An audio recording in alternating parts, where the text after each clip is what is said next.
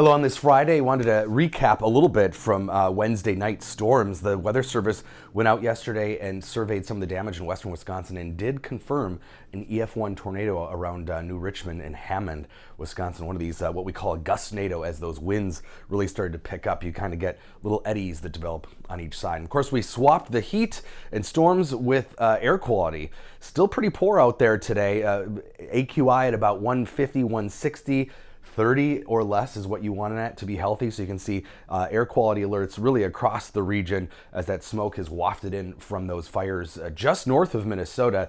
And the winds lined up just the right way to give us that smoke that moved in pretty quickly Wednesday night into yesterday. High pressure, once again, just like what happened about a week or two ago, centered right over the fires. Air moves out of high pressure clockwise, and that just pushed that smoke right at us. And you can see this is looking at the last 36 hours of surface winds from one of the models, and you can see it kind of spin here, pushing that smoke right over us. And boy, is it thick. So this is looking at satellite imagery from yesterday when we could really see some of the smoke. All these plumes of smoke that are coming from stationary spots, those are the fires, several of them in eastern Manitoba and into southwestern Ontario, and we'll kind of track the smoke moving further south. You can see that smoke plume moving across northern Minnesota, out of southern Canada, and then as we continue to track it further south, right over the Twin Cities yesterday, you could really see this plume of smoke. Notice the difference. The smoke is dirty. It's that brownish color compared to the bright white, which is cloud cover.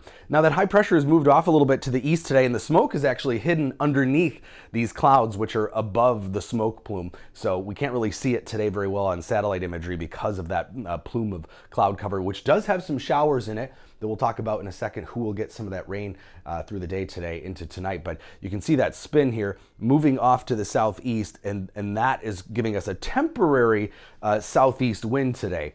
It's not going to be enough to kick the smoke out of here, though. And tomorrow, we're going to see winds, unfortunately, kick back out of the north and pick up pretty dramatically. So we've got another cool front coming through. Watch the wind speeds. In blue, those are higher wind speeds and out of the north tomorrow. So that's probably going to bring back in some pretty thick smoke. So I think Saturday, air quality could be on par with what we had yesterday. And get used to this until we really see a significant and sustained wind shifts. This is one of the models showing that smoke plume where it's moving around, just kind of wafting around Minnesota, Nebraska, the Dakotas here into the next couple days. But next week does look like we'll get into a more sustained south wind. Drought monitor largely unchanged from where it was a week ago. We saw a little bit of a tick upward in severe drought and extreme drought. Now almost a quarter of Minnesota in extreme drought. And this is an interesting graphic from Brett in Alaska. He's a climatologist, comparing places that have had less rainfall in July than Death Valley. Twin Cities, several spots in Minnesota have seen less rainfall than Death Valley. So the showers I was talking about today, those are skirting across mainly southern Minnesota. I think the metro stays dry, but we are seeing some of the clouds from those showers. But you can see precip totals today will be confined really to southwestern and southern Minnesota, from basically Mankato south.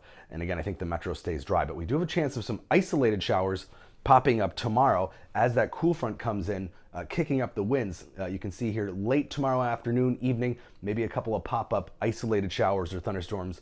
Not a lot of precip for everybody, but there will be something around. Now the heat dome kind of moves west here over the next several days, and we're kind of stuck in between a cooler, wetter pattern in the southeast and that warmth to the west. But there are some indications that by next weekend, maybe late next weekend, we'll see some heat back in here. So enjoy the break from the 90s. We're mostly in the 80s, maybe even a couple days in the 70s.